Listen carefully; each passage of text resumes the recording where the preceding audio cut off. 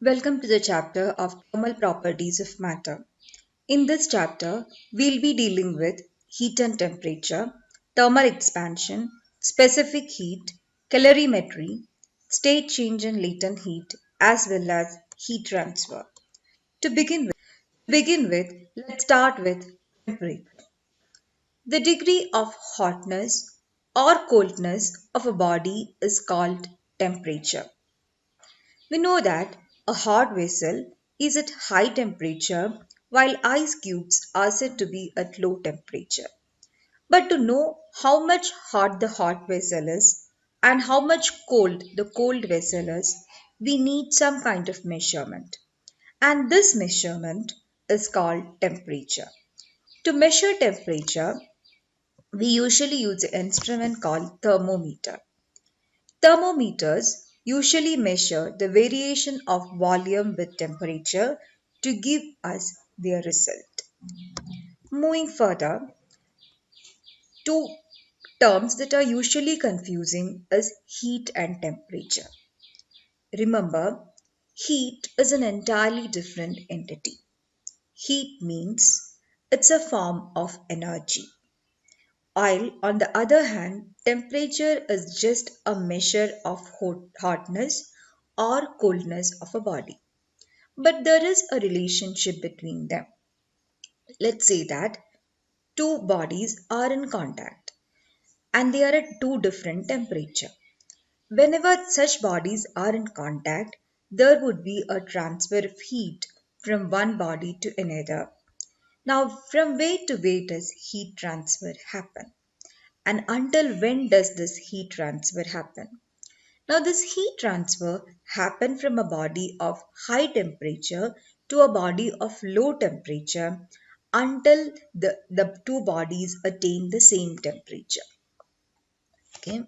So, whenever there is a temperature difference between two bodies in contact, there would be a transfer of heat. Now, this is a relationship between heat and temperature. Otherwise, temperature is just the measure of coldness or hotness of a body, while on the other hand, heat is a form of energy. And whenever there is a temperature difference, there would be a transfer of heat. Measurement of temperature. To measure temperature, two fixed reference points are essential. Usually, these two fixed points are one is the ice point and the other is the steam point. Like in the case of measuring length, we use different scales like centimeter, kilometer, decimeter, millimeter, etc. To measure temperature also, we use different scales of measurement. The three basically used scales of measurement are Celsius scale, Kelvin scale, and Fahrenheit scale. The temperature in one scale can be converted to other using this relationship, which tells us reading on any scale minus lower fixed point divided by upper fixed point minus lower fixed point is a constant. I repeat, reading on any scale minus lower fixed point divided by upper fixed point minus lower fixed point is a constant. Now let's apply this formula to convert temperature from one scale to another. In the case of Kelvin scale, we know that lower fixed point is ice point, which is 0 degrees Celsius, and upper fixed point is the steam point, which is 100 degrees Celsius. Moving to Kelvin scale, it would be 273 and 373.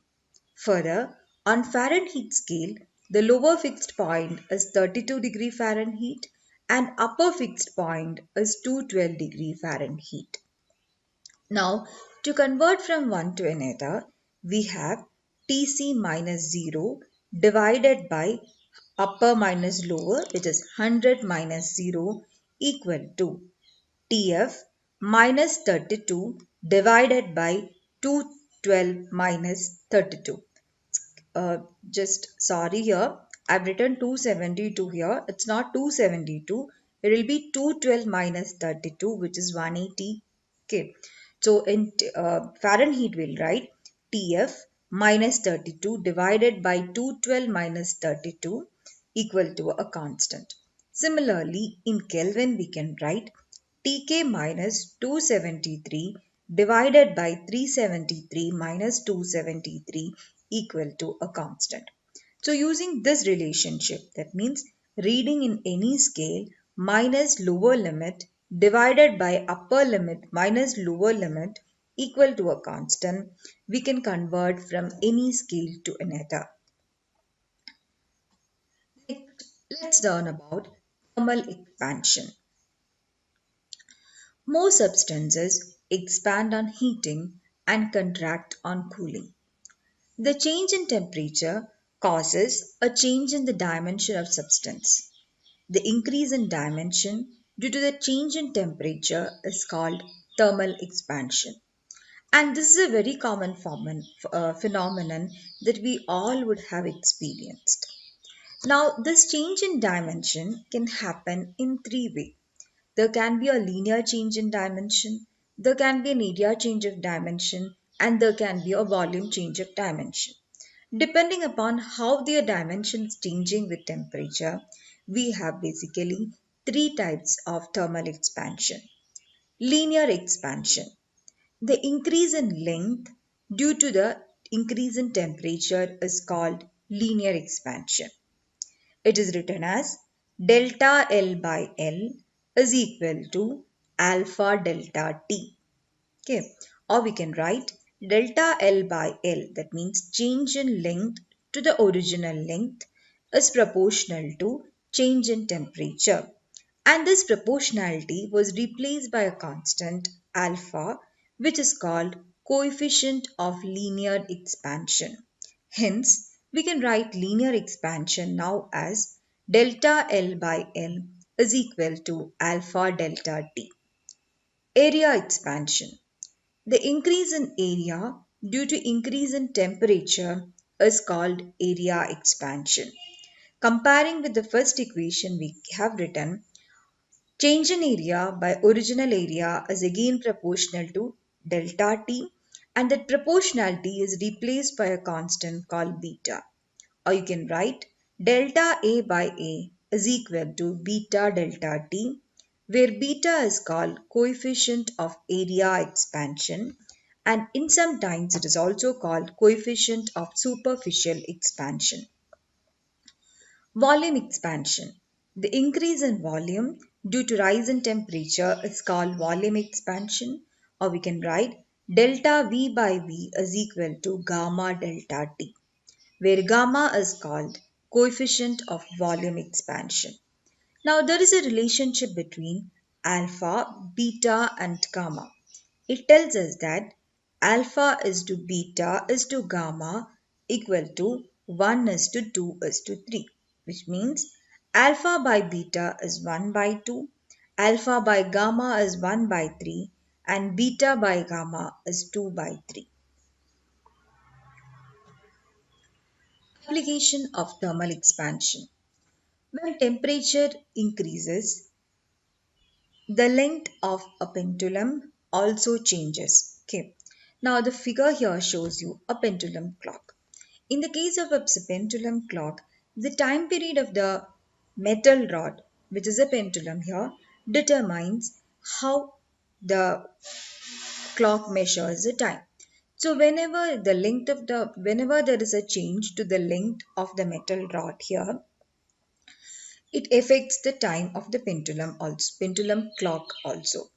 Now, this being a metal rod is highly sensitive to temperature, and we know that time period of a pendulum is related to length as T is equal to 2 pi root Lg, which means whenever there is a change in length, there is a change to time period also. Now, when temperature increases, we know that the length of this pendulum increases. And when length changes, whether length increases or decreases, there is a change to time. Okay, so during summer season, due to the increase in temperature, there would be an increase in length, and during the winter season, due to the decrease in temperature, there would be a decrease to the length of this metal rod.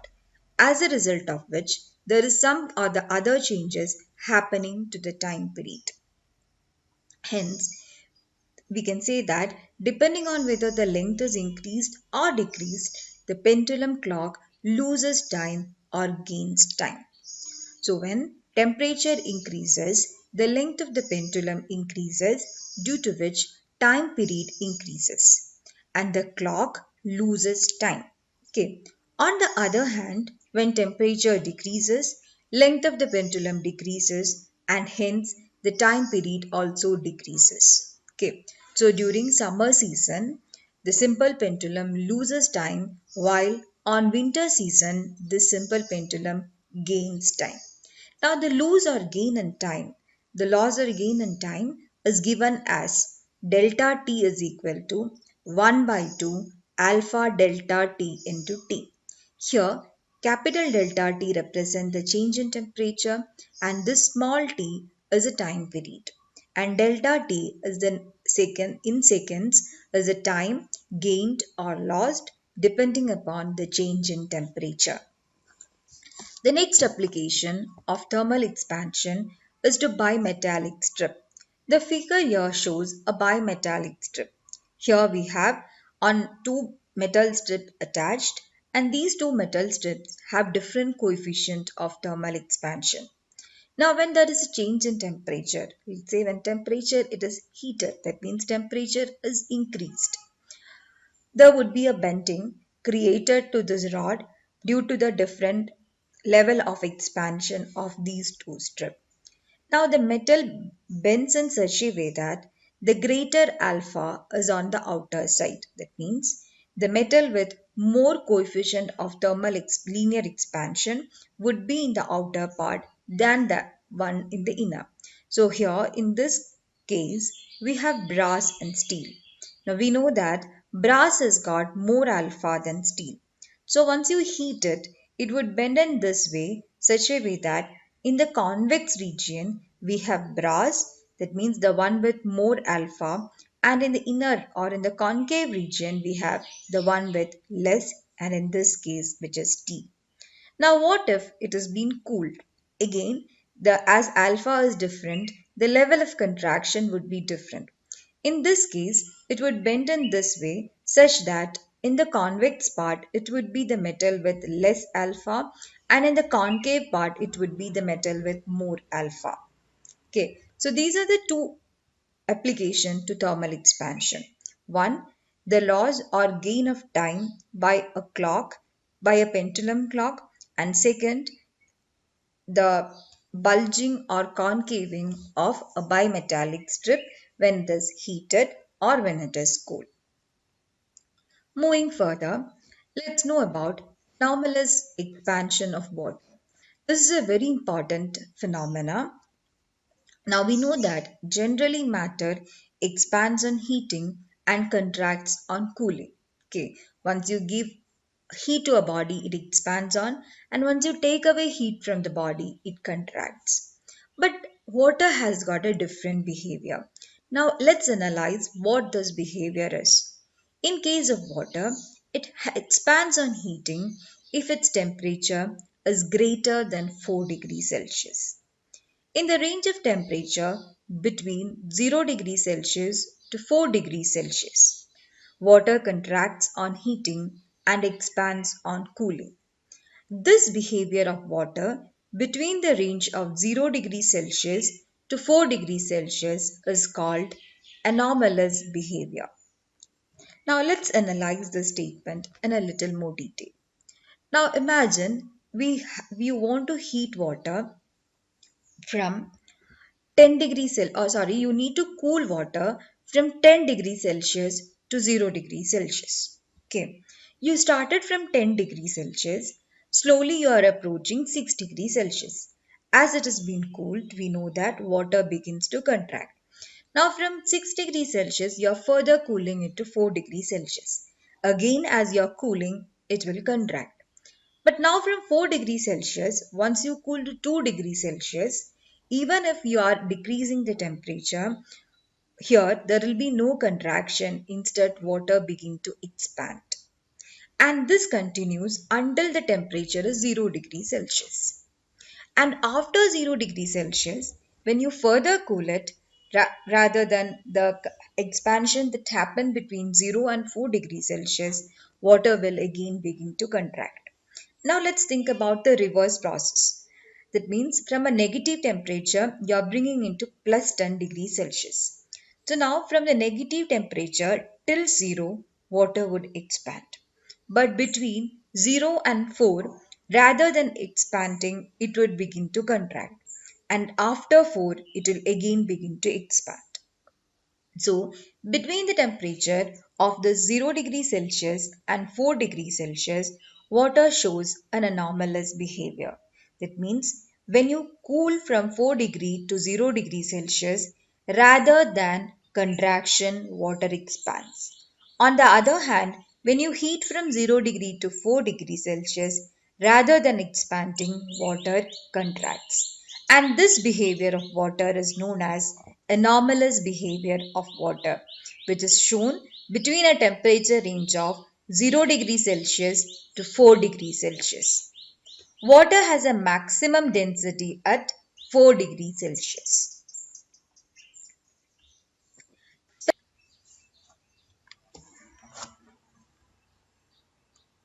Specific heat. Before going on to the definition of specific heat, let's analyze how is heat and different other physical quantities related.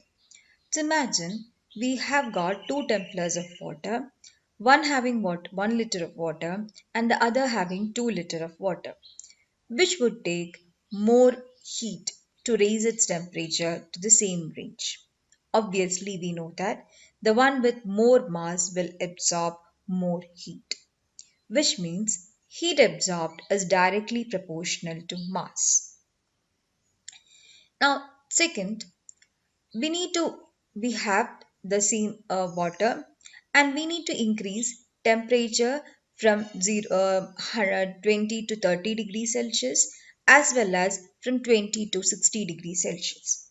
In this case, which condition would absorb more heat?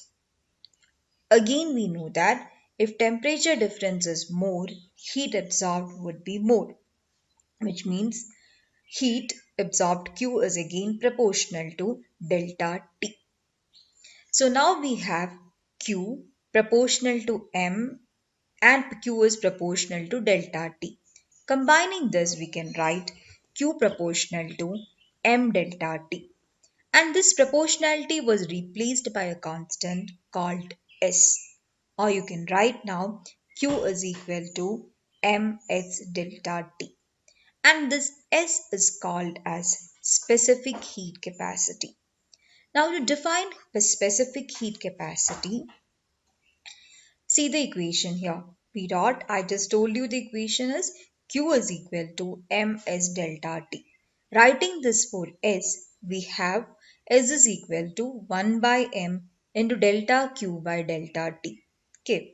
Hence, we can write here that to define specific heat capacity, let's write everything into unit term. That means let mass be a unit mass and delta T be 1 degree Celsius. So now we can see that S is equal to delta T, which means specific heat capacity is equivalent to the amount of heat required to raise the temperature of unit mass of a substance by unit degree Celsius. I repeat, specific heat capacity is defined as the amount of heat required to raise the temperature of unit mass of a substance by unit degree Celsius. Here in this equation, M represents mass, delta Q represents the heat required, and delta T represents the temperature. The SI unit of specific heat capacity. Looking at the equation again, Q is joule divided by kilogram per Kelvin. Hence, the unit of S specific heat capacity is joule per kilogram per Kelvin. Specific heat depends on the nature of substance as well as its temperature. Specific heat depends upon the state of the substance also. That means specific heat for water, ice, and vapor would be different. Specific heat of ice is zero point 0.5 calorie per gram per degree Celsius, while specific heat of water is 1 calorie per gram per degree Celsius. And specific heat of water vapor is 0.47 calorie per gram per degree Celsius. Another common to convert from we specify energy either in terms of joule or in terms of calorie. To convert from joule to calorie, we have 1 calorie is equal to 4.2 joules. So remember, we can write heat absorbed Q is equal to ms delta T, where m represents the mass, S the specific heat capacity, and delta T the change in temperature. Specific heat depends upon the nature of the substance and its temperature as well as on the state of the substance.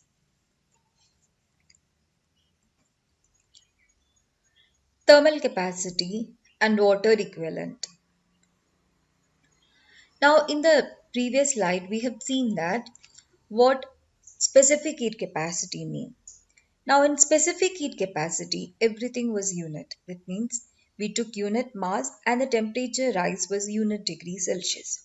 Now, here in this case, we'll assume any mass but the temperature rises 1 degree Celsius, which means our definition can be now stated as the quantity of heat required to rise the temperature of any given substance by 1 degree Celsius.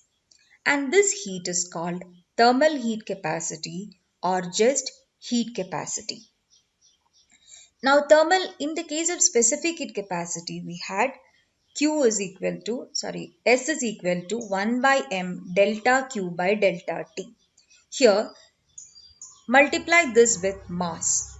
So, we'll have now m into delta Q by m delta T, which is just delta Q by delta T. And this is called thermal capacity. So remember, thermal capacity is equal to specific heat capacity into mass, which would be now delta Q by delta T. Water equivalent of a given body is that mass whose heat capacity is equal to the heat capacity of the given body. The water equivalent of a given body is the mass of water whose heat capacity is equal to the heat capacity of the given body. For a given substance, we know that Q is equal to ms delta T, where m represents the mass, S is the specific heat capacity of the body, and delta T is the temperature difference. If W be the water equivalent of the substance, then you can write Q is equal to W SW delta T, where SW represents the specific heat of water and W is the water equivalent. Now these two will have the same heat absorption, or you can write now ms delta T is equal to WSW delta T, which gives us ms is equal to WSW, or water equivalent W is equal to ms divided by SW. So remember, water equivalent is that mass of water which has the same heat capacity as that of the given substance, and it is obtained as water equivalent is equal to ms divided by SW, which is mass of the substance into specific heat of the substance divided by specific heat of water. Latent heat. Latent heat is as the word suggests, latent means hidden. So latent heat is some of the other kind. We say that it's a hidden form of heat. Why is latent heat hidden? It's because in every circumstances, when a body absorbs heat, there would be a change in its temperature. It means either if it is absorbing heat, its temperature increases, or in the other hand, its temperature decreases. But when it is latent heat, the body absorbs heat, but there is no change into its temperature. The heat energy absorbed or released at constant temperature per unit mass for change of state is called latent heat. So remember, whenever a body either absorbs heat or release heat, but still the temperature remains a constant, it would suggest a latent heat, which means there is a change in state happening. Heat absorbed or released during the change in state is written as Q is equal to m into L, where m represents the mass and L is the latent heat. Now let's see this diagram. Here, the starting, it's a solid part where it is ice, as it is a water diagram here. So temperature versus energy diagram of ice to vapor is being represented here. So initially we have ice at negative temperature, let's say, and gradually what happens is it start to absorb heat and it reaches 0 degrees Celsius. At 0 degrees Celsius, ice again absorbs heat, but there is no change in temperature happening. Instead, there is a change in state. That means ice at 0 degrees Celsius goes to water at 0 degrees Celsius. So here you can see here that even if it is absorbing heat, temperature remains to be a constant. Now further from here, it's now changed to from solid to the liquid state. It again absorbs heat and move to the next stage. So here you can see a linear graph. It is absorbing heat and temperature is changed. Now at this point, which would be usually 100 degrees Celsius in case of water, water at 100 degrees Celsius goes to vapor at 100 degrees Celsius. So again, there is a change in state where we can see that there is absorption of heat, but there is no change in temperature.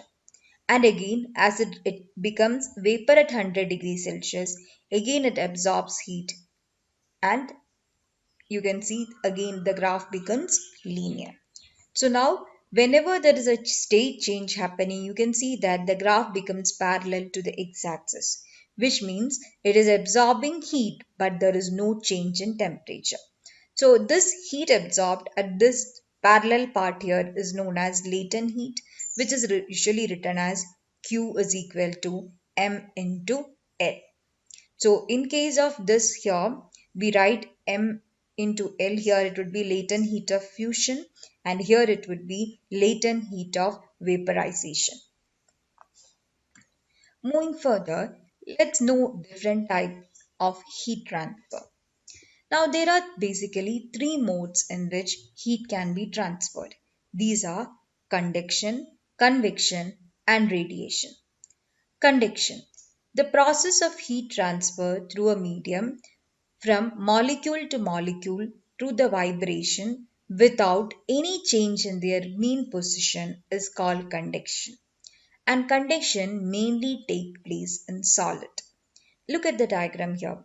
Now this body is heated. Now let's think about the rod part, which is a metal.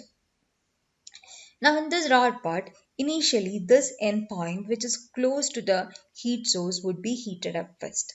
But we know that gradually the other end will also get heated up even if there is no direct movement of molecule from this region to the other region. This is because the molecules in this part gain heat and they start to vibrate vigorously. Now this vibration is passed to the next molecule. They also begin to move vigorously and finally the vibration reach the other end. Hence, through the mode of vibration, there is a transfer of heat from one end to another without direct motion of the molecule. And this process of heat transfer is called conduction and conduction is usually seen in solids. Next, let's move to convection. Convection, the process of heat transfer from one part to another by actual motion of particle is called convection.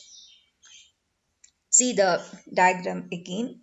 In this case, when water molecules are heated, the molecules in the lower part gains energy and then because of this they become less denser and they start to move up and this those with low temperature would occupy the lower region and this process continues on. Here, there is a heat transfer by the actual motion of the particle. That means the lower particle, by gaining energy, goes up, and this process continues. And this process of heat transfer is known as convection. Convection is a process of heat transfer usually seen in fluids, which are liquids as well as gases. Radiation. The process of heat transfer from one place to another without heating the intervening medium is called radiation. Heat transfer from sun to the earth is by radiation. Radiation does not require the presence of a material medium. So here you can see in this case we know that the region around this also get heated up. Now this is due to radiation. Again, we receive heat from the sun also because of radiation. Remember, in case of conduction and convection, the presence of medium is essential, while in case of radiation, it does not require presence of any form of medium. Now let's concentrate more on to conduction. Thermal conduction. Thermal conduction is a process of heat transfer from hotter part of a body to a colder part, or from a hotter body to a colder body due to the contact between them. Okay, so if we have a rod, the rod has got two temperature at two ends. So there would be a transfer of heat from the part of hotter part to the colder part. Similarly, if we have two bodies of different temperature in contact, again there will also be a transfer of heat from the body of high temperature to the body of lower temperature. Now let's see on what all factors does this heat energy or heat transfer depends. Now this is directly depends upon the difference in temperature between the two. That means more the difference in temperature, more would be the rate of flow of heat. Again, it is directly proportional to the area of cross section given as A. That is, more area of cross section, more would be the heat transfer. Again, it is inversely proportional to the length. So combining this up, you can write rate of heat transfer. That means dq by dt is equal to minus of Ka delta theta, which is theta 2 minus theta 1 by L. Remember, we have made it is directly proportional to difference in temperature. So you can see here that dq by dt is proportional to delta theta, directly proportional to area, here again proportional to A, and inversely proportional to length. And this proportionality we have replaced by a constant which is written as K. And the negative symbol here shows that there is a loss of heat from one part to another. Hence, we can write dq by dt is equal to minus Ka into delta theta by L. Now, dq by dt is a rate of flow of heat, which is generally called as heat current, and K is called the thermal conductivity. Now, let's see further about this. Thermal current and thermal resistance. Thermal current represent the rate of flow of thermal heat, and it is written as H, which is equal to dq by dt. Thermal resistance. We have H is equal to dq by dt, which we have seen according to the formula is equal to Ka delta theta by L. Now let's compare this with the electric current and then find the formula for each. Now in electric current, we know that I is equal to dq by dt. Similarly, here we can write H is equal to dq by dt. Now imagine, when does an electric current flow, or when does charge flow? Charges flow when there is a potential difference between the two regions.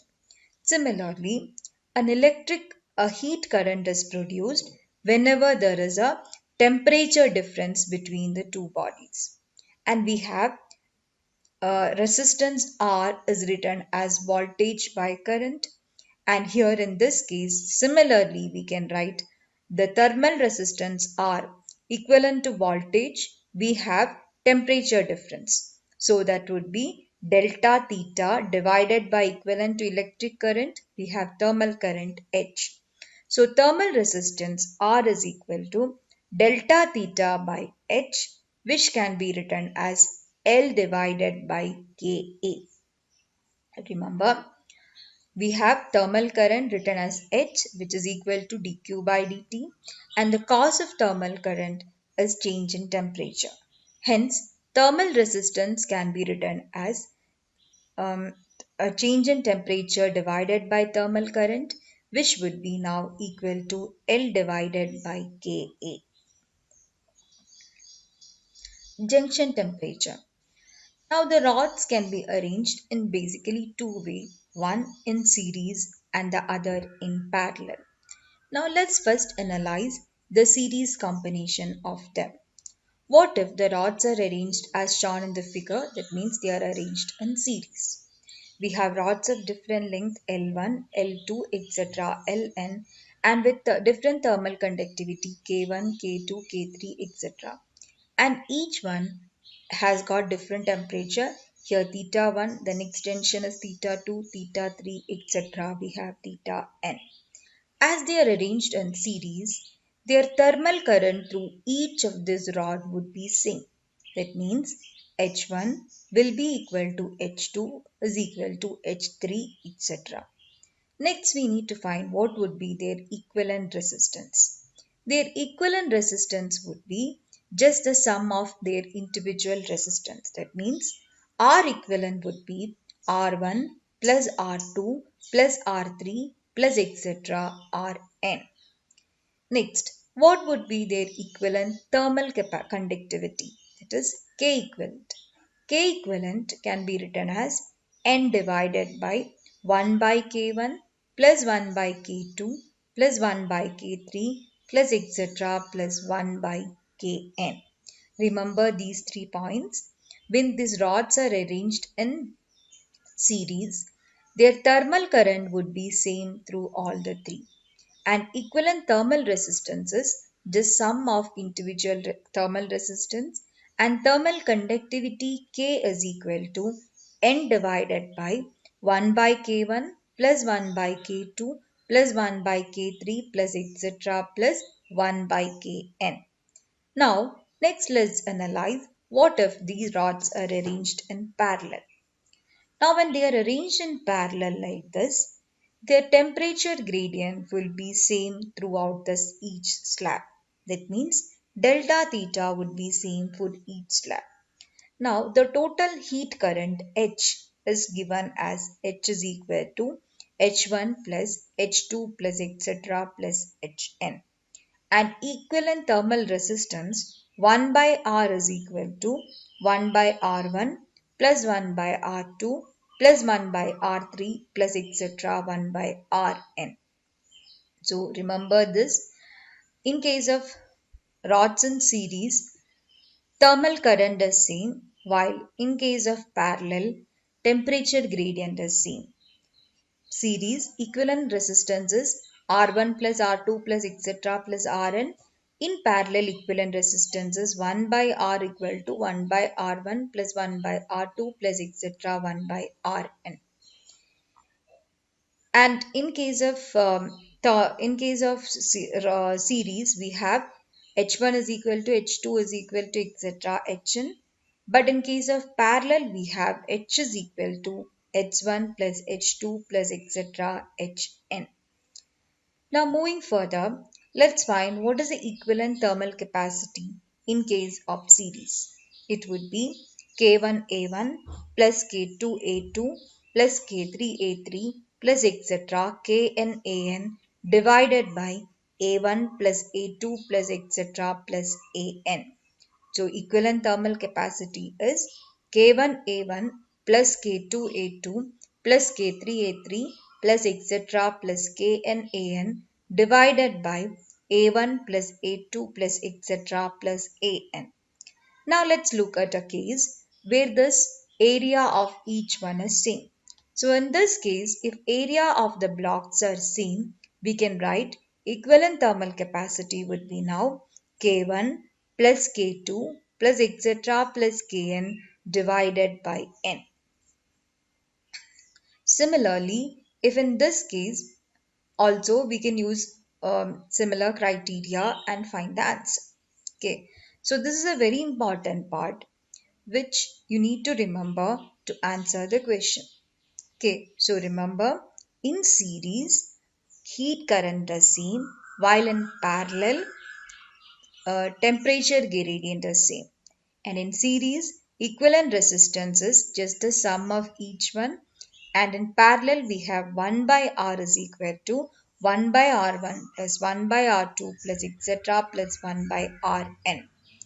And also that equivalent resistance, resistance we'll write it as L by Ka. Now we are going to learn about different laws that govern radiation. The first law that we are going to learn is Stephen Boltzmann law. Now the law states that intensity of black body radiation is directly proportional to fourth power of temperature. I repeat, intensity of black body radiation is directly proportional to fourth power of temperature, or we can write E proportional to T power 4. Replacing proportionality by a constant, we get E equal to sigma T power 4, where sigma is called Stephen's constant and sigma has a value of 5.67 into 10 power minus 8 watt meters power minus 2 Kelvin power minus 4. So remember that intensity of black body radiation is directly proportional to fourth power of temperature. Now, if the body is not a perfect black body, we can write the equation as E is equal to small e sigma T power 4, where small e represent the emissivity of a body and is usually between 0 and 1. So we can just remember this one, E is equal to sigma T power 4, or the intensity of black body radiation is proportional to fourth power of temperature. Remember, in this case, temperature is always taken in the absolute scale. That means temperature is always taken in the Kelvin scale. So even if in the question you are given in Celsius scale, don't just directly write the Celsius scale into the power of 4. You might go wrong. Here, when it's always the temperature taken in Kelvin scale. So once you are given in any other scale, first convert the temperature into Kelvin and then go for the equation. Wien's displacement law. The wavelength corresponding to the product of maximum energy and absolute temperature is a constant. That means lambda max into T is a constant. This is what is known as Wien's displacement law. Now you can see the graph here. This is intensity of the radiation versus wavelength. Now we can see in the graph that as temperature is increasing, there is a shift to the peak. And this shift in peak is known as Wien's displacement. Now according to this Wien's displacement law, this maximum peak, that means here it is this point, that means the wavelength corresponding to this point which we call lambda max here at this maximum point here at this, and this lambda max into the corresponding temperature would remain to be a constant. Newton's law of cooling. Newton's law of cooling describes the rate at which an exposed body changes its temperature through radiation, which is approximately proportional to difference between the object's temperature and its surrounding, provided the difference is small. I repeat, Newton's law of cooling describes the rate at which an exposed body changes temperature through radiation, which is approximately proportional to the difference between object's temperature and the surrounding, provided the difference is small. Now, this is a very common phenomenon which we would have all observed. Means exposing a hot body uh, to the surrounding usually makes it cold. That means if you have a hot cup of coffee, gradually you can see that it cools on. Why? Because there is a transfer of heat happening between the coffee mug as well as the surrounding temperature. As the surrounding temperature is lesser than that of the coffee mug, temperature of the coffee mug, there would be a transfer of heat between them. Now it's told that this transfer of heat between them is directly proportional to the difference in temperature between the object and the surrounding. Now, according to the law of cooling, the rate of loss of heat from a body is directly proportional to the difference of temperature between the body and surrounding. That means, more the difference in temperature, more speedy would be the method of cooling. Writing it in the terms of formula, we can write dq by dt is equal to minus k into t1 plus t2 by 2 minus ts, where t1 and t2 represents the final and initial temperature of the body. Okay, and ts represent the temperature of the surrounding. So the rate of cooling dq by dt is equal to minus k, which is a proportionality constant, into T1 plus T2 by 2 minus Ts, where T1 and T2, if T1 is greater than T2, T2 represent the final temperature and T1 represent the initial temperature, and T is the time taken for the temperature to move from T1 to T2, and Ts represent the temperature of surrounding.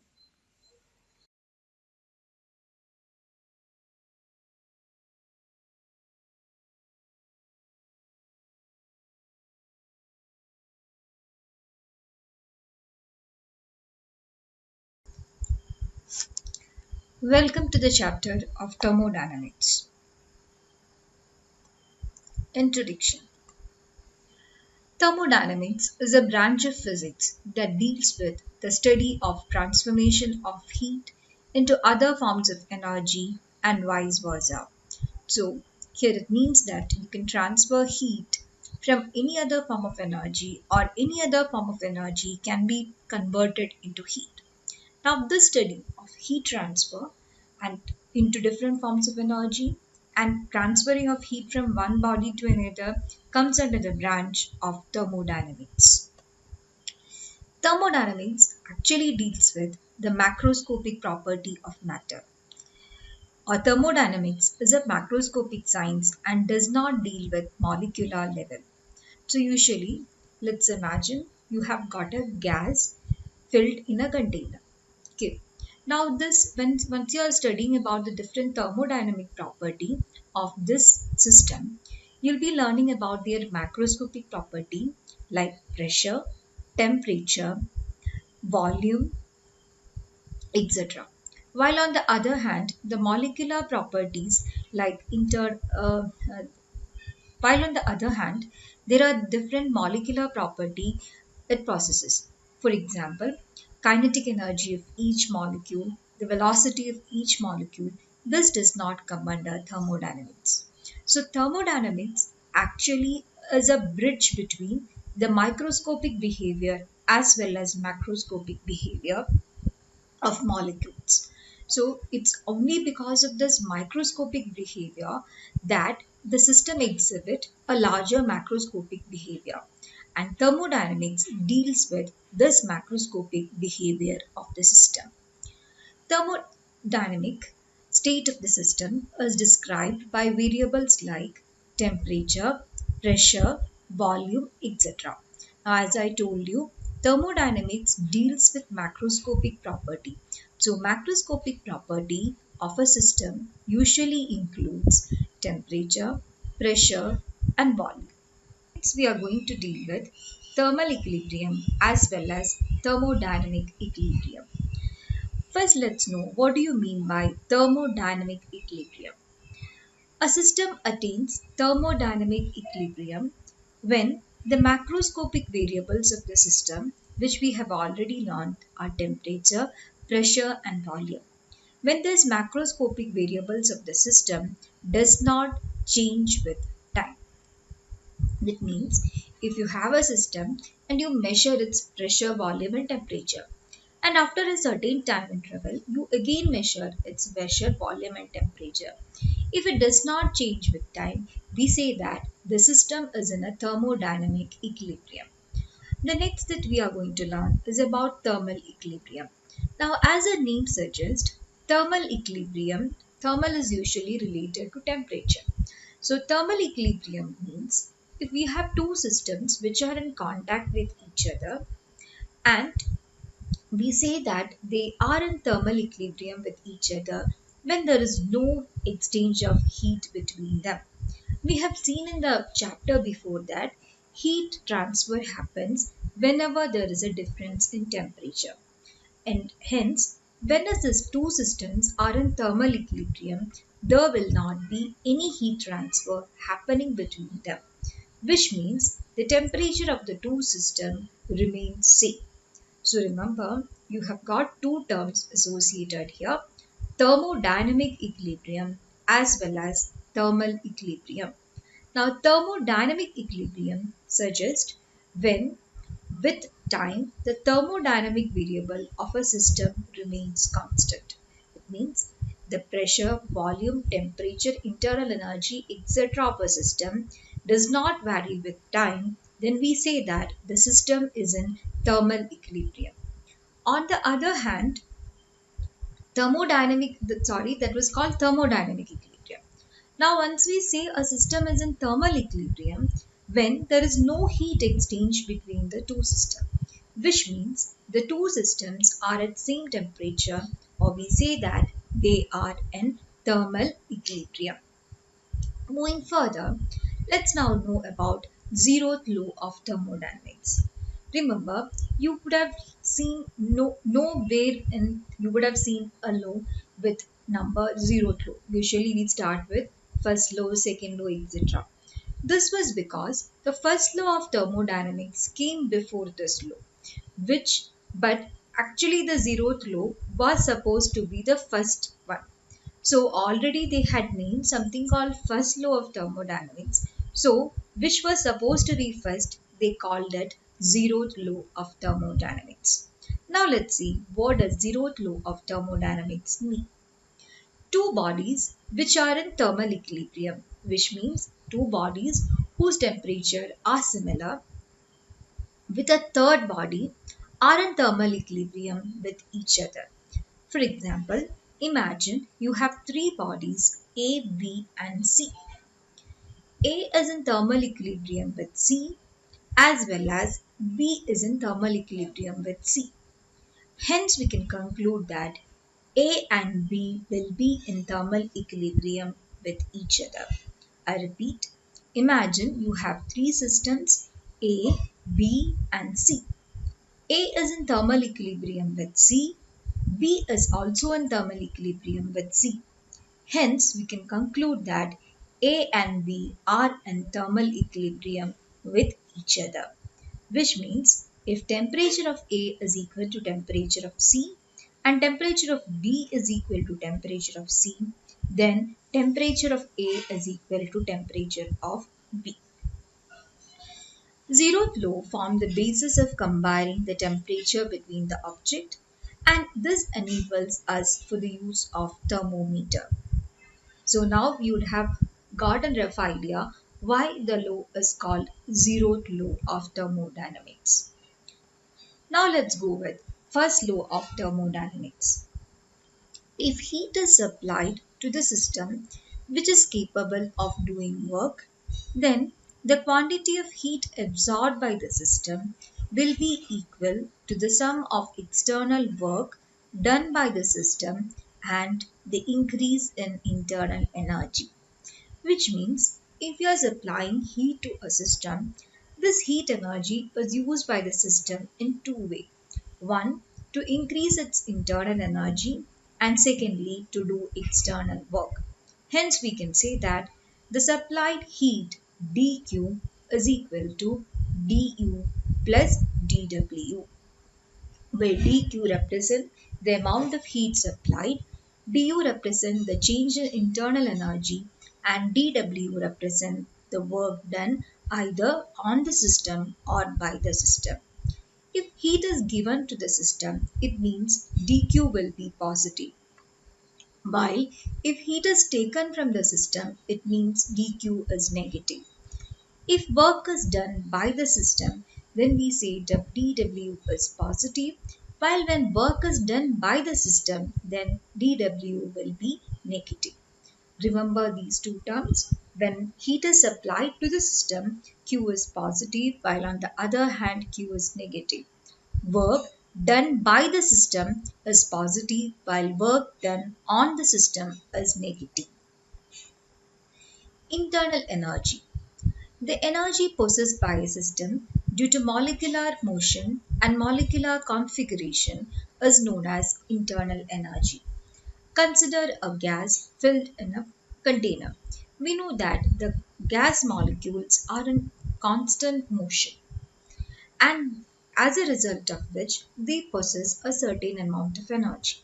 And this energy possessed by the gas molecule due to every kind of motion present in them. It can be a translation motion, it can be a vibration motion, it can be even potential energy. The sum total of all this energy possessed by a molecule is what is known as internal energy, and it is usually represented by the letter U. And internal energy depends upon temperature. Internal energy, represented by the letter U, is usually equal to 3 by 2 kT. Hence, you can see that whenever there is a change in temperature, the internal energy of the body also changes. But this has a particular exemption. We have learned in the last chapter that when there is a state transfer happening, that means gas going into liquid going into gas or solid going into liquid state. So whenever there is a state change happening, we have seen that there is no change to temperature. It doesn't mean that internal energy of such a system remains to be a constant. As I told you before, internal energy means the sum total of every energy possessed by the molecule. So, in that particular case, when there is a change of state happening, there might be no change to temperature, which means kinetic energy of the molecule might not be changing. While on the other hand, there are other energies possessed by the molecule, like as I told you, potential energy. So there can be a change to this potential energy of the molecule, which brings a change to its internal energy. Hence, understand that during state change happening, even though there is no change to temperature, still there is a change to internal energy. In all other processes, internal energy changes whenever there is a change in temperature. Internal energy possessed by a system due to molecular motion, that's just a repetition of it.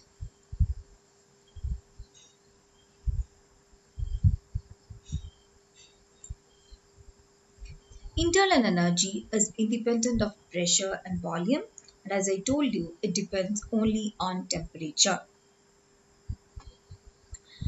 Specific heat of a gas. Thermodynamics basically deals with two types of specific heat. One is called specific heat at constant pressure, and the other is called specific heat at constant volume. Specific heat at constant pressure is represented by the letter Cp, and specific heat at constant volume is represented by the letter Cv. There is a relationship between Cp and Cv. We can write Cp minus Cv equal to R, where capital R is a universal gas constant. This relation telling us Cp minus Cv equal to R is called Mayer's relation. The other relation between the two is that Cp by Cv equal to a constant, which is gamma. Sorry, there is a mistake being made here. This is not R, gamma. So Cp by Cv equal to gamma and Cp minus Cv equal to R. Now let's find Cp and Cv and gamma of different gases. First, let's consider a monoatomic gas. A monoatomic gas has got 3 degrees of freedom, which means the gas molecule can move freely in space along 3 axes, or it has got 3 degrees of freedom. Hence, we can write Cv will be now equal to 3 by 2 R. When Cv is 3 by 2 R, we know that Cp will be Cv plus R by Meyer's relation. Hence, we can write Cp is equal to 5 by 2 R. Finding for gamma, gamma is Cp by Cv, which will be now 5 by 3. Diatomic gas has a degree of freedom of 5. Hence, it has a Cv of 5 by 2 R and Cp of 7 by 2 R. Hence, gamma would be 7 by 5. Triatomic gases has a degree of freedom of 6. Hence, they have a Cp of 8 by 2 R, Cv of 6 R by 2, and hence a gamma of 8 by 6, which is equal to 4 by 3. Please make a note of all these values. These are very important in solving problem. So just as a revision, the relation between Cp and Cv are Cp minus Cv equal to R and Cp by Cv equal to gamma. Monoatomic gas Cv is equal to 3 by 2 R, Cp is equal to 5 by 2 R and gamma is 5 by 3. Diatomic Cp is equal to 7 by 2 R and Cv is equal to 5 by 2 R, while gamma is equal to 7 by 5. Triatomic gas degree of freedom equal to 6. Cp is equal to 8R by 2. Cv is equal to 6R by 2, giving us gamma as 8 by 6, which is equal to 4 by 3. Thermodynamic processes. Now we are going to deal with different kinds of thermodynamic process. Basically, we have 4 thermodynamic processes which are named as isothermal, adiabatic, isochoric and isobaric. Have a note of all this. We'll follow a common step here. We'll find what is the definition for the process, then it would be followed by the state equation of the process. Then we'll find what is the total work done in the process, and then we'll also know about the PV diagram to these processes. So first let's start with thermodynamic isothermal process. A thermodynamic process in which temperature remains to be a constant is called isothermal process. We know that from the ideal gas equation, PV equal to nRT. N is a constant, R is a constant. And as this is an isothermal process, T is also a constant. Hence, we can write now PV is equal to a constant. And this is what is the state equation of an isothermal process. Or we can again say P1V1 is equal to P2V2. Work done in an isothermal process. It is equal to mu RT log V2 by V1. Remember, this is to the natural log. Mu RT ln V2 by V1, or it can also be written as mu RT ln P1 by P2. Slope of isothermal curve on a PV diagram. Slope on a PV diagram is generally minus delta P by delta V. For an isothermal process, it will be equal to minus P by V. So remember all the three things. When you say isothermal, it means temperature is a constant. Hence, state equation will be PV equal to a constant. Work done by an isothermal process is mu RT ln V2 by V1 or mu RT ln P1 by P2. The slope of an isothermal PV diagram or PV curve is minus P by V. Next, adiabatic process.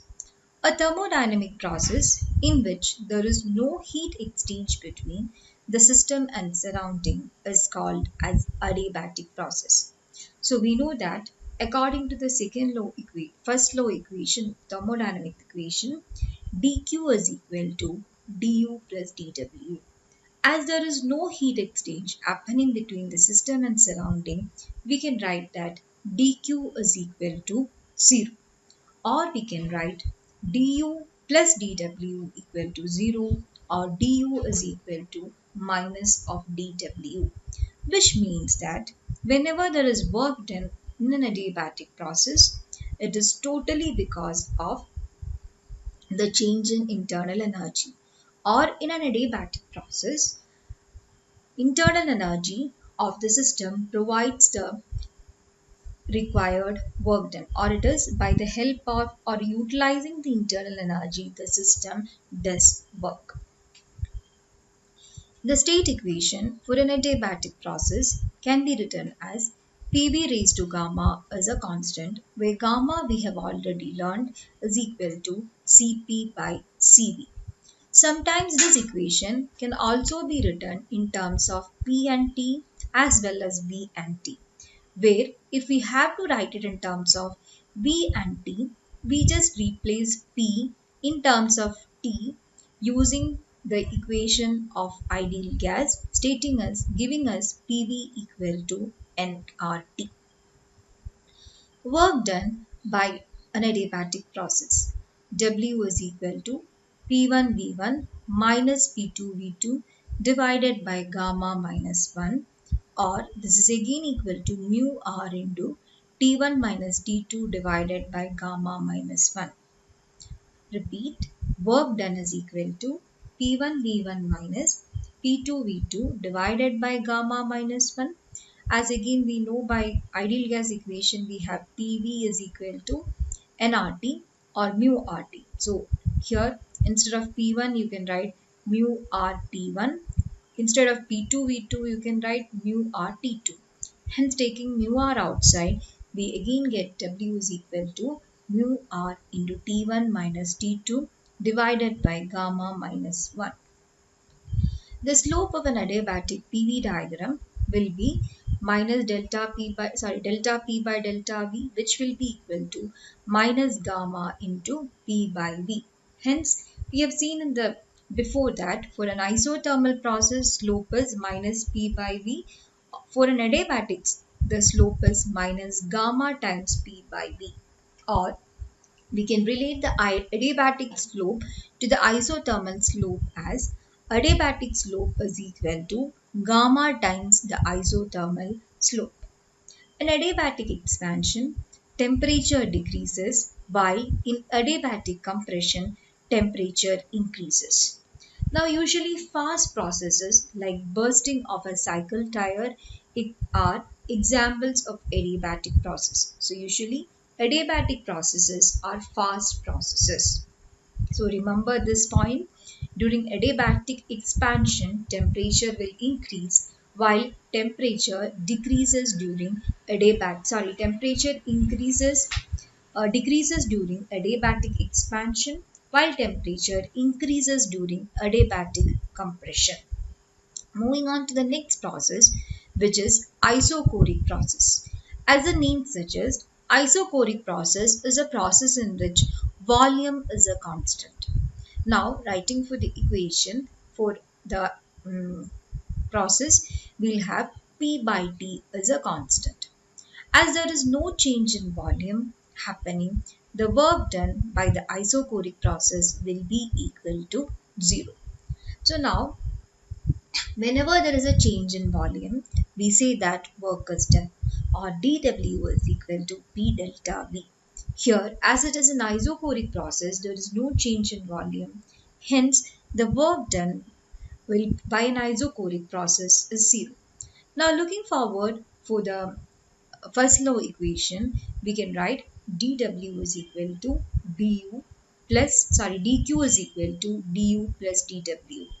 As there is no work done on the system, we can write dQ is equal to du, which means whatever heat is applied during an isochoric process is used to change internal energy of the system.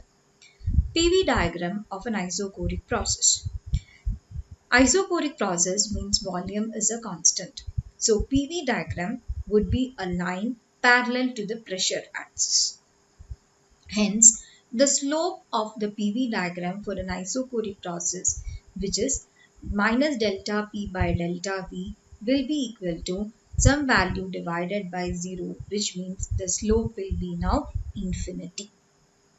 Moving on to the last process, which is isobaric process, a thermodynamic process in which pressure remains to be a constant is called as isobaric process. The state equation for the process will be V by T equal to a constant. The work done in the process, W is equal to, we know that work done will be pressure into change in volume. As pressure is a constant, we'll have work done is equal to P into V2 minus V1.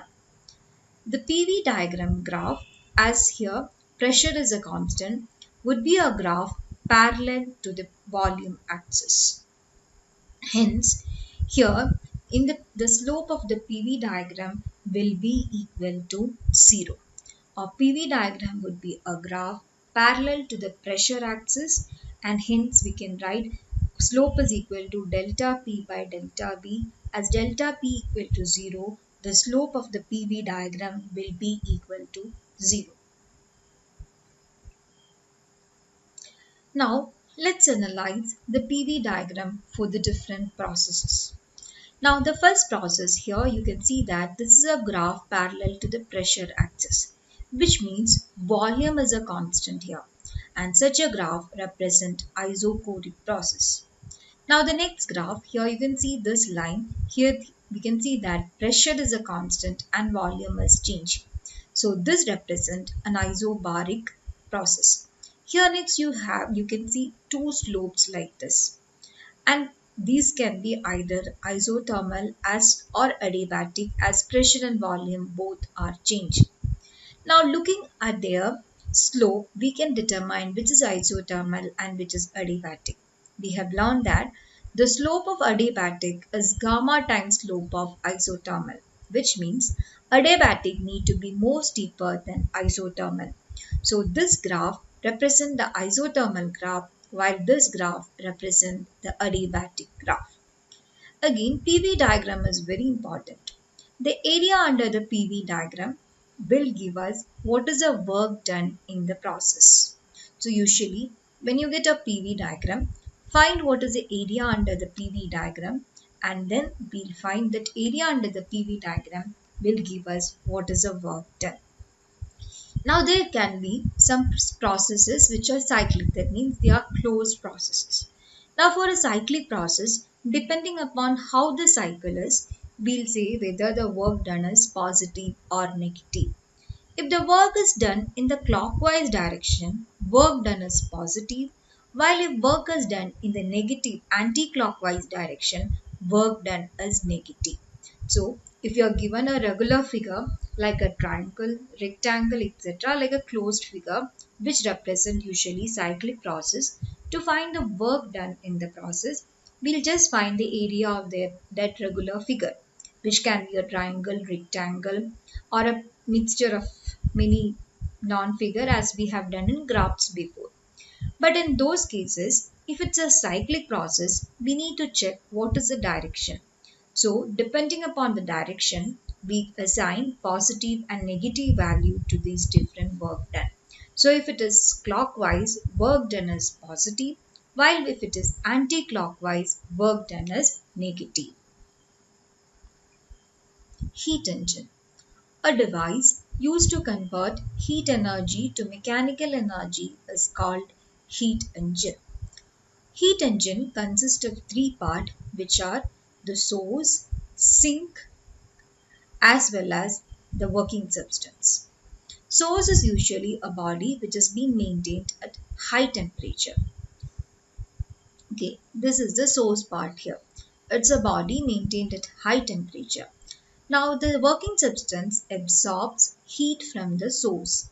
It does some work and emits heat to the sink, which is kept at a lesser temperature. So in the figure we can assume that the TH is greater than TC. So this represents the sink and this represents the source. So the working substance, which is represented by the circle here, absorbs heat from the source, which is at higher temperature, does some work, and emits heat to the sink, which is at a lesser temperature. So the heat absorbed here is QH and heat emitted here to the sink is QC. Now the amount of work done would be, if there are no other losses, the amount of work done would be heat absorbed minus heat emitted, which means W will be equal to QH minus QC. Carnot engine. Carnot engine is a reversible heat engine working between two temperatures T1 and T2. Now this PV diagram represents the working of a Carnot engine. Let's start from the point A. The first process where happening here is the isothermal expansion. From A to B, it is an isothermal expansion. The next process, B to C, is an adiabatic expansion. Next, again, isothermal compression, and finally, adiabatic compression. So this completes our cycle. So we have four processes happening in the Carnot engine: isothermal expansion, adiabatic expansion, isothermal compression, and adiabatic compression. A Carnot engine is defined using something known as efficiency. Efficiency of a Carnot engine is represented by the letter eta, which is equal to Q1 minus Q2 by Q1, where Q1 is the heat absorbed and Q2 is the heat emitted. We have just seen that Q1 minus Q2 is equivalent to the work done. Hence, we can also write eta is equal to W by Q1. It means work done by heat absorbed. This is also equal to T1 minus T2 by T1. Comparing this two, we can write 1 minus Q2 by Q1 is equal to 1 minus T2 by T1, giving us Q2 by Q1 is equal to T2 by T1. The efficiency of a Carnot engine depends only on the temperature between the source and the sink. It does not depend upon the nature of working substance. Also remember, Carnot engine is just an idealized concept. There is no engine ever found which has got the efficiency as a Carnot engine. So, Carnot engine has got a source, working substance and sink. The work done is equal to heat absorbed minus heat emitted, which is equal to Q1 minus Q2. Efficiency is equal to work done by heat absorbed, which is Q1 minus Q2 divided by Q1, which is again equal to T1 minus T2 by T1. It can also be written as that Q2 by Q1 is equal to T2 by T1. Remember, whenever you solve problem, consider the temperature only in absolute scale. That means even if temperatures are given in degrees Celsius, convert them into Kelvin and go for the answer.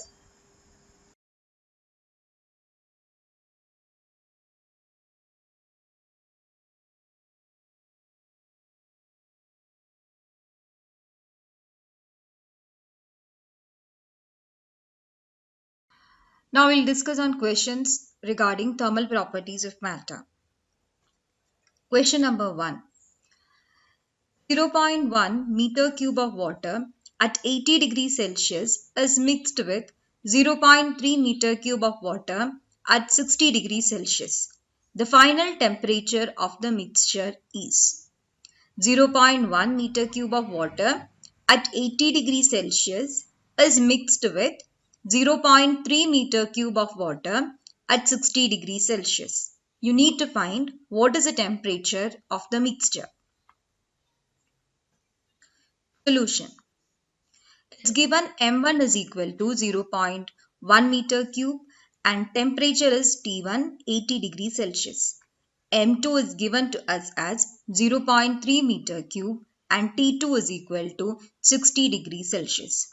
We know that heat gained by the cold body equal to heat lost by the hot body, which means M1 SW into 80 minus T is equal to M2 SW into T minus 60, which gives us 0.1 into 80 minus T is equal to 0.3 into T minus 60, whereas W, SW both represent specific heat of water.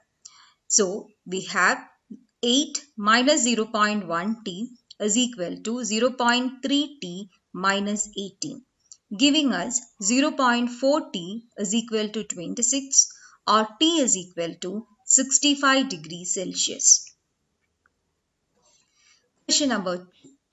The quantities of heat required to rise the temperature of two copper spheres of radius R1 and R2, given R1 is equal to 1.5 R2 through 1 K are in the ratio.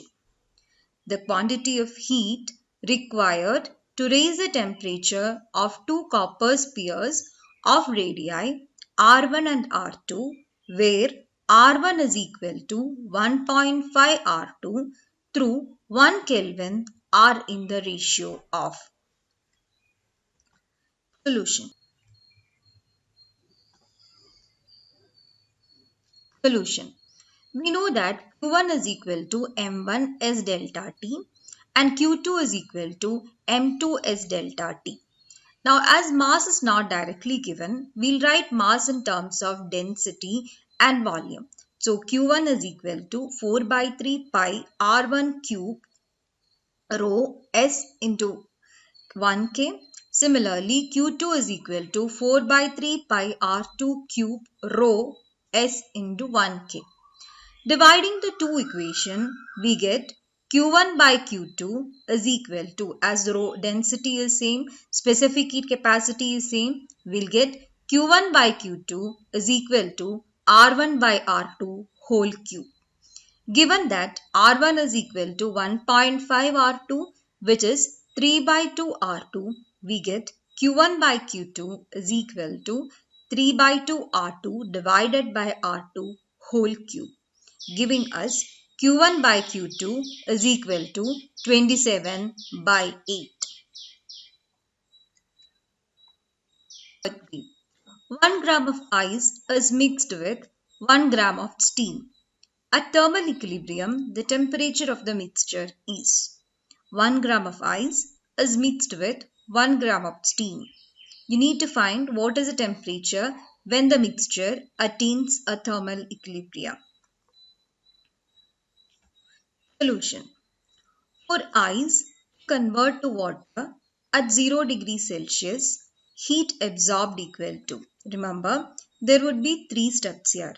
Ice at 0 degree to water at 0 degree, water at 0 degree to water at 100 degree, and then this is how the conversion happens. So let's check how much would be the heat absorbed in this case when ice at 0 degree is getting converted to water at 0 degree Celsius, which is equal to M into L, where L represents latent heat of fusion, which is 80 calorie. So we get total heat absorbed in this process is 80 calories.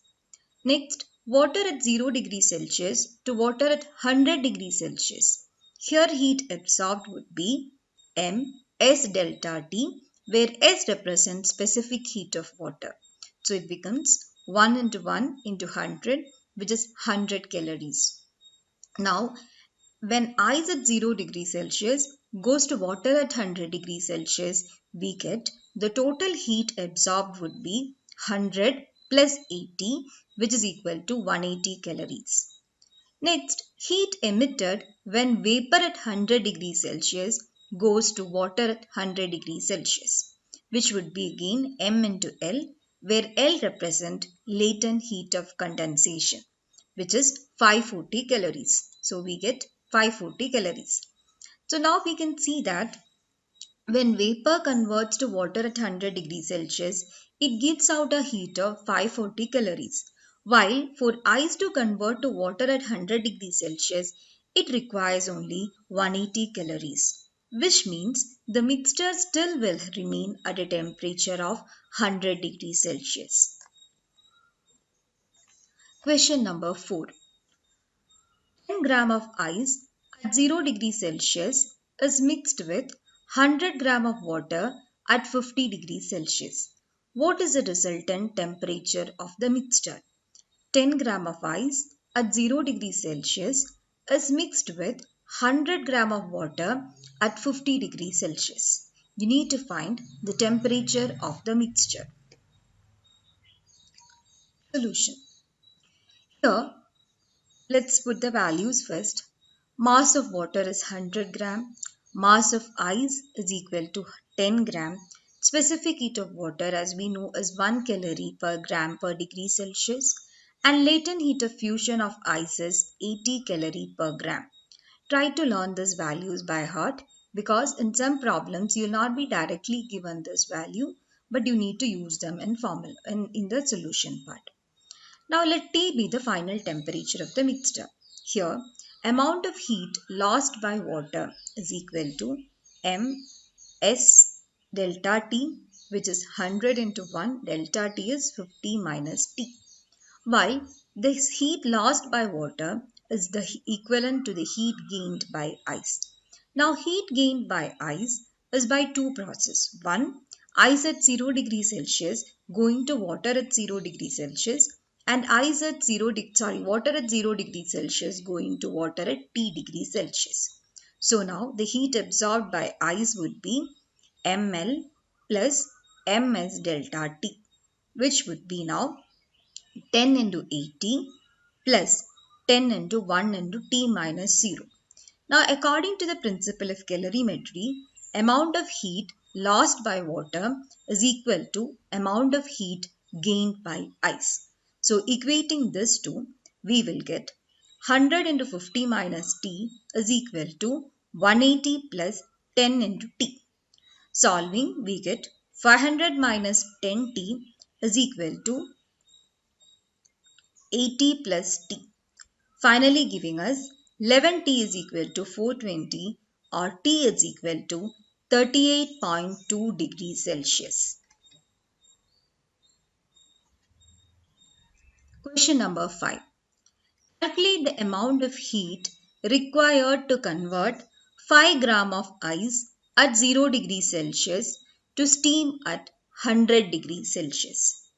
5 gram of ice at 0 degrees Celsius to steam at 100 degrees Celsius.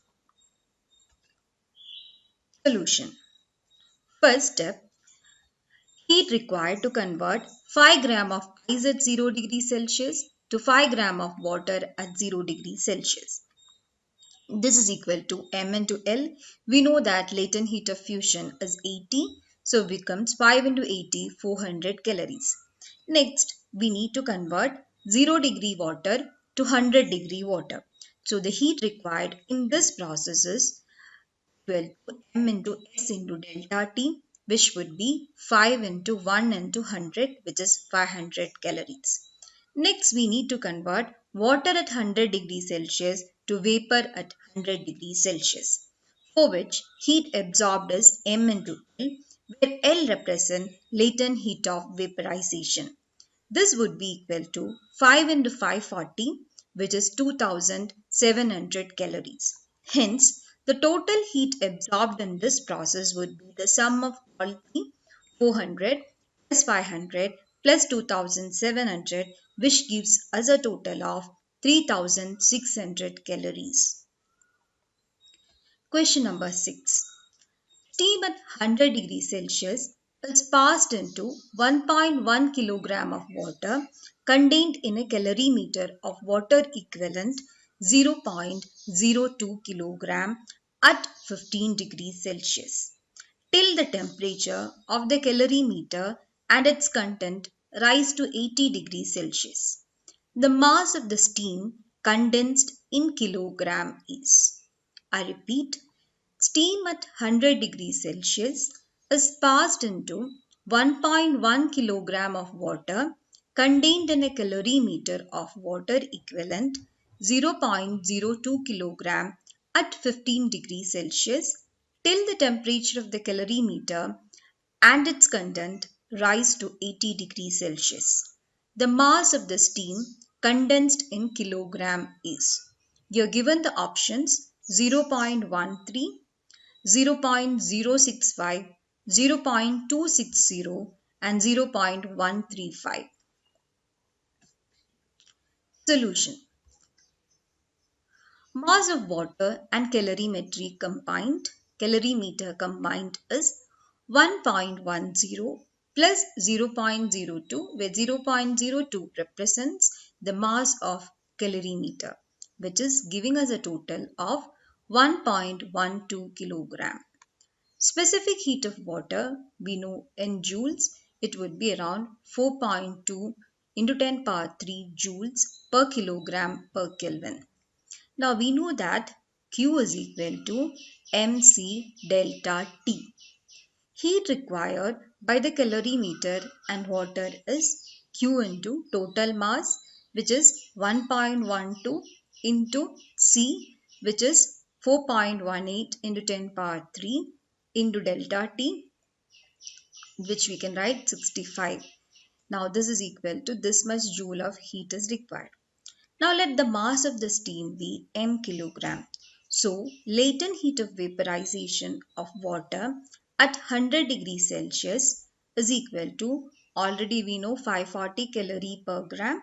Converting it into joules, we have 540 into 4.18 into 10 power 3 joule per kilogram. Again, using the principle of calorimetry, we know that heat lost is equal to heat gained by the other. So which means m into 540 into 4.18 into 10 power 3 plus m into 4.18 into 10 power 3 into 100 minus 80. Equating the two equations, we get m into 540 plus 20 is equal to 1.12 into 65, giving us total mass is equal to now 1.12 into 65 divided by 560, giving us a total of 0.13 kilogram. Question number 7. A lead bullet of 10 gram traveling at 300 meter per second strikes against a block of wood and comes to rest.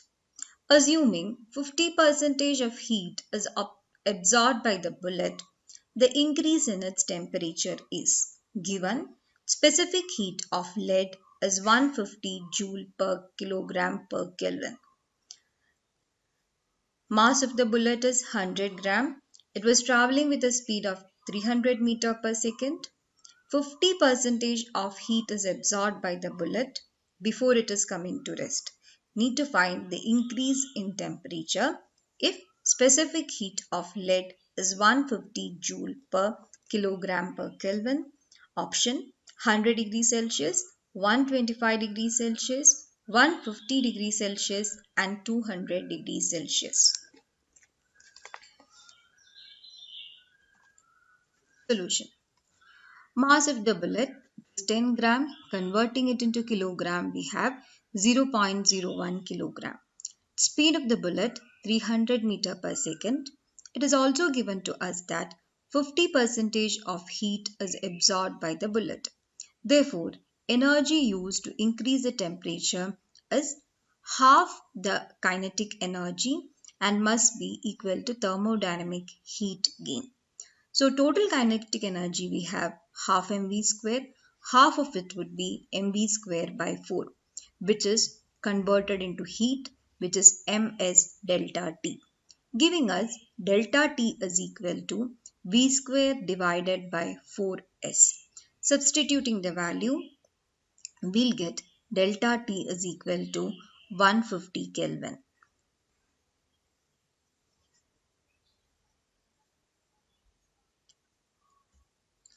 Question number 8. Two conductors of same material have their diameters in the ratio 1 is to 2 and their length in the ratio 2 is to 1. If the temperature difference between their ends is same, then the ratio of amount of heat conducted per second through them will be. Two conductors of same material have their diameter in ratio 1:2 and they have their lengths in the ratio 2:1. If the temperature difference between their ends are same, then the ratio of amount of heat conducted per second through them will be. Solution. Heat current H is equal to Ka delta T, which is written as theta 2 minus theta 1 by L. We know that delta theta is same here, and as the materials are same, K will also be same. So we can write here that H1 by H2 is equal to A1 by L1 divided by A2 by L2, or we can write A1 by A2 into L2 by L1. Area of cross section is pi R1 by R2 whole square into L2 by L1. Hence we get H1 by H2 is equal to 1 by 2 whole square into 1 by 2, which is equal to 1:8.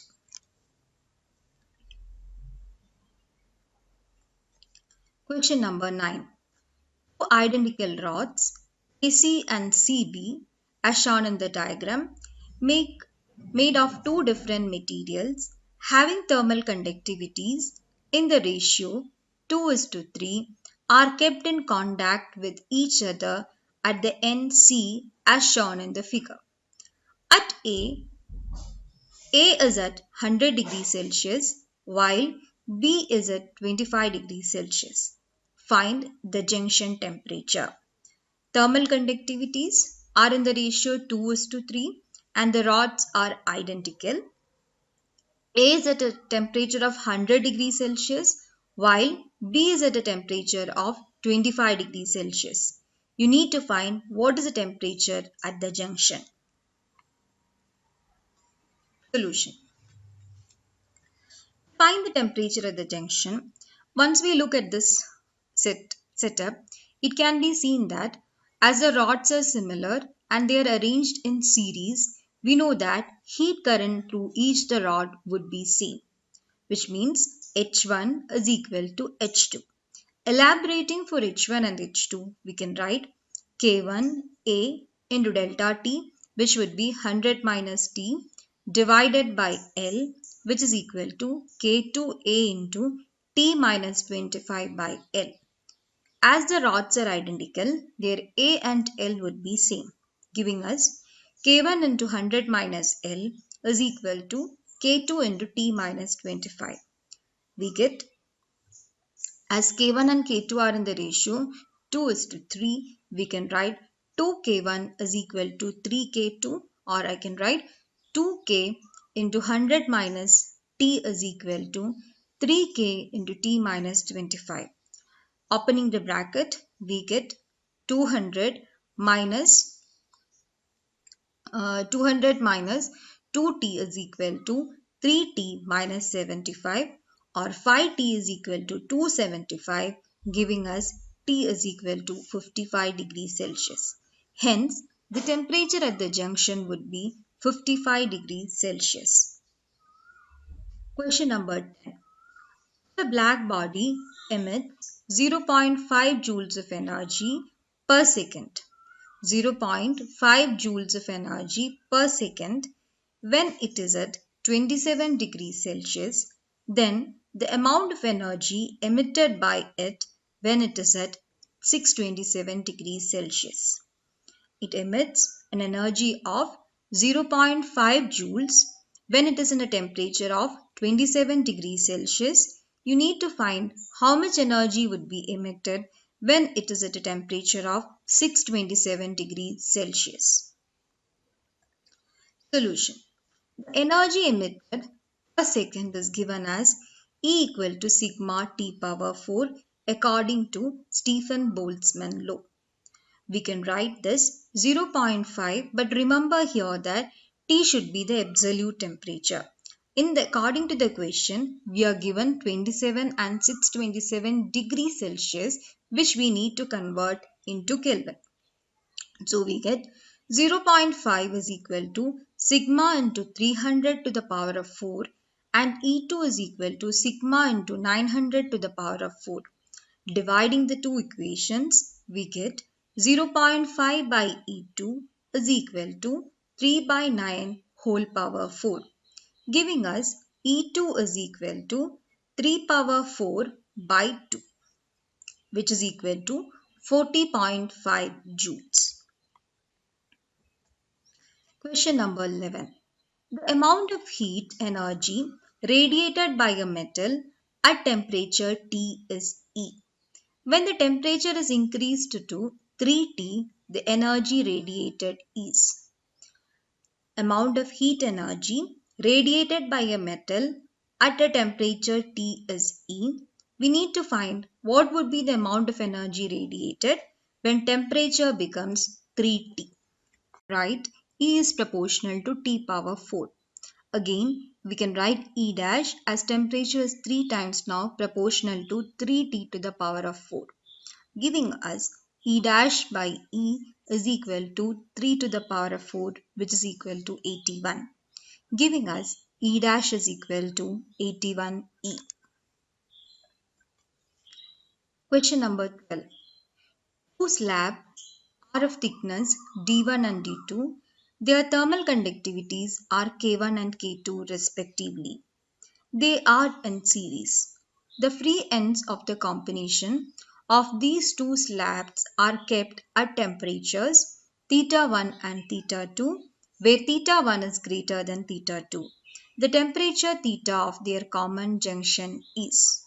We have two slabs D1 and D2 with thermal conductivities K1 and K2. They are kept in series and the free end are at a temperature of theta 1 and theta 2. We need to find what is the temperature at the junction.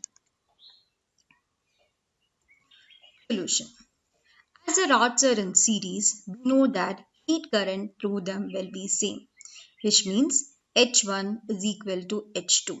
Expanding this up, we can write KD1 theta 1 minus T divided by L is equal to K2D into T minus theta 2 by L, assuming that they have got same length.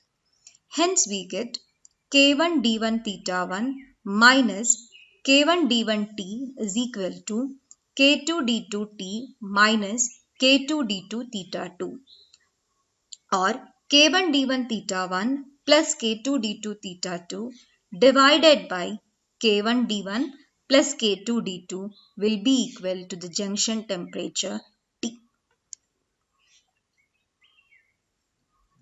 Question 13. Hot water cools from 60 degrees Celsius to 50 degrees Celsius in the first 10 minutes and to 42 degrees Celsius in the next 10 minutes. The temperature of the surrounding is. Hot water cools from 60 degrees Celsius to 50 degrees Celsius in the first 10 minutes and to 42 degrees Celsius in the next 10 minutes. Find the temperature of the surrounding.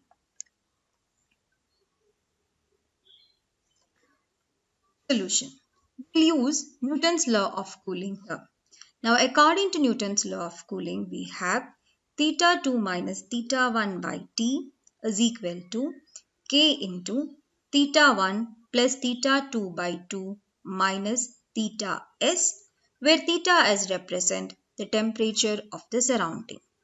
So, in the first case, it cools from a temperature of 60 degrees Celsius to 50 degrees Celsius in a time of 10 minutes. We can write theta 1 minus theta 2 would be 60 minus 50 divided by 10 minutes equal to K into average between them 55, 55 minus theta S. In case 2, now from 50 degrees Celsius, it cools to 42 degrees Celsius, or 50 minus 42 by T is equal to K into 46 minus theta S. Dividing the two, the temperature means both the time it takes the same time for cooling. So we can write 10 by 8 is equal to 55 minus theta S divided by 46 minus theta s. Cross multiplying 460 minus 10 theta s is equal to 440 minus 8 theta s, giving 2 theta s is equal to 20 or theta s is equal to 10 degree Celsius, which means temperature of the surrounding is now 10 degree Celsius. Question number 14. Three identical rods A, B and C are placed end to end. A temperature difference is maintained between the free ends of A and C. The thermal conductivity of B is thrice that of C and half that of A. The effective conductivity of the system will be Ka is the thermal conductivity of A. You have three rods and their same temperature difference is maintained at their three ends. The thermal capacity of B is thrice that of C and half that of A. You need to find the effective conductivity of the system. Solution. It's given to us KB is equal to KC, which is equal to Ka by 2. As they are arranged in this way, or we can write in terms of Ka each one. So Kb can be written as Ka by 2 and Kc is equal to Ka by 6. As the rods are arranged in series, effective thermal conductivity 1 by Kf is equal to 1 by K1 plus 1 by K2 plus 1 by K3, which is 1 by Ka plus 2 by Ka plus 6 by Ka, giving us 3 by K effective is equal to 9, means here K effective, right, N by K effective. So it gives us 3 by K effective is equal to 9 by Ka, giving us K effective is now equal to Ka by 3. Question number 15. Which one of the following is frequency versus time graph of a perfect black body, where nu m is the frequency of radiation with maximum intensity and T is the absolute temperature? You are given four graphs here A, B, C, and D.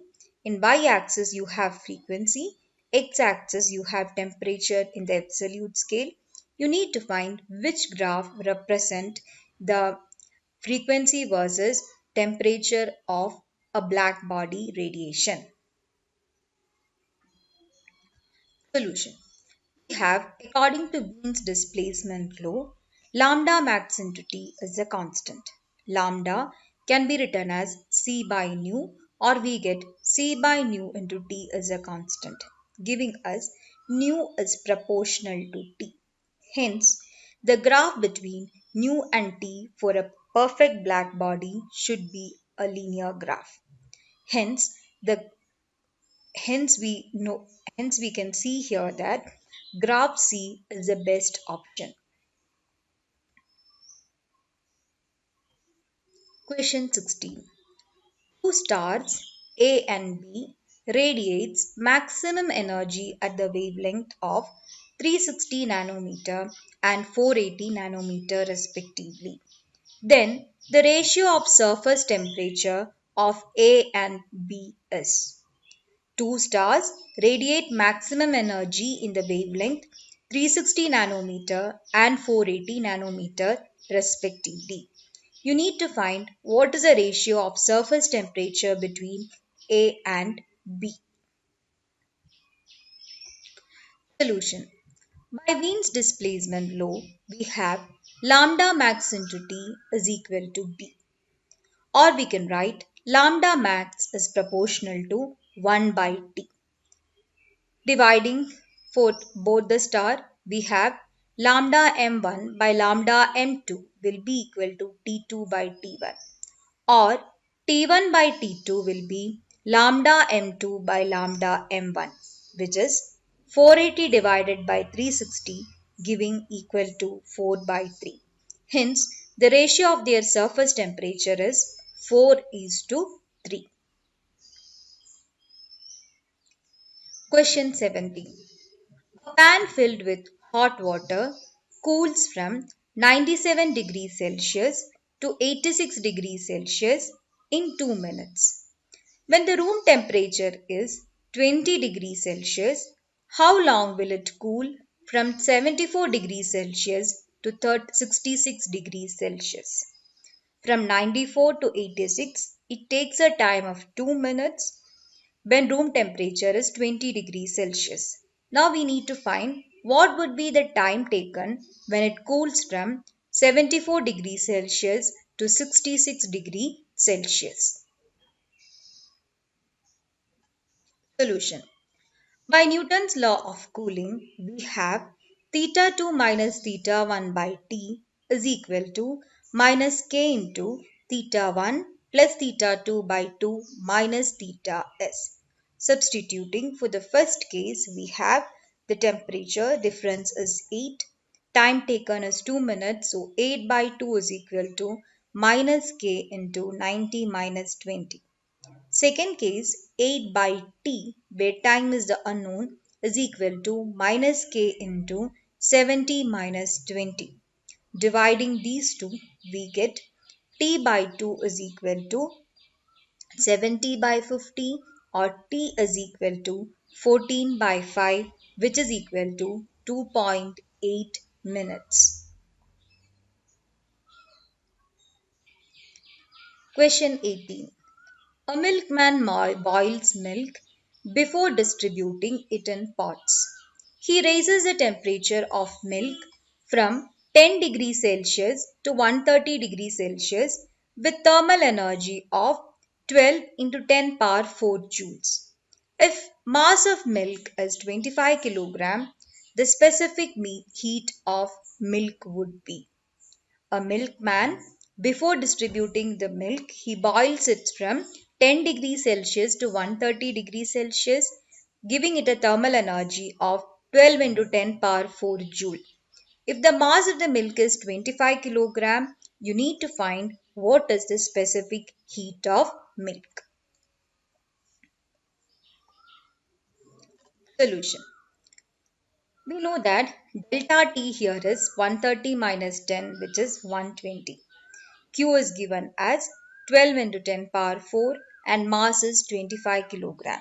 We know that Q is equal to ms delta T, where m represents mass, s the specific heat, delta T the temperature change, and Q the heat absorbed.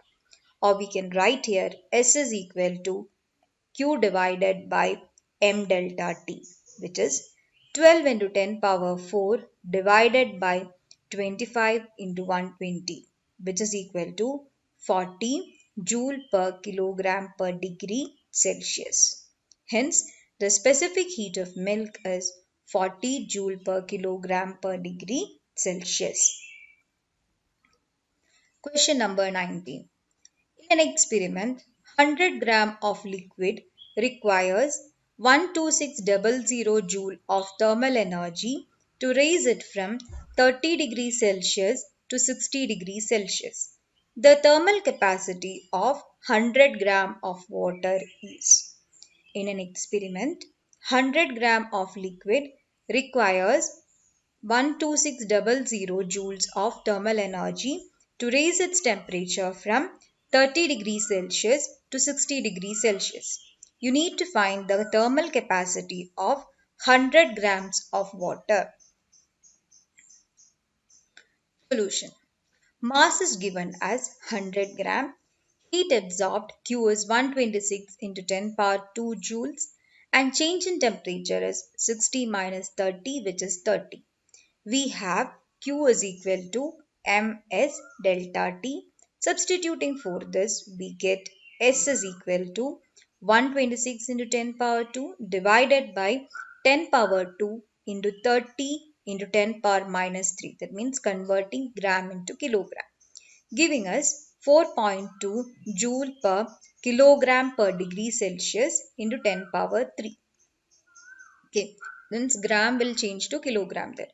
So we get S is equal to 4.2 into 10 power 3 joule per kilogram per degree Celsius. Heat capacity would be mass into specific heat, which is here according to the equation you can write it as 100 gram was there. Even you needn't convert it here also, so you can write as I have converted it in kilogram here, so I am using the same here. So 100 into 10 power minus 3 into 4.2 into 10 power 3, giving us 420 joule per Kelvin.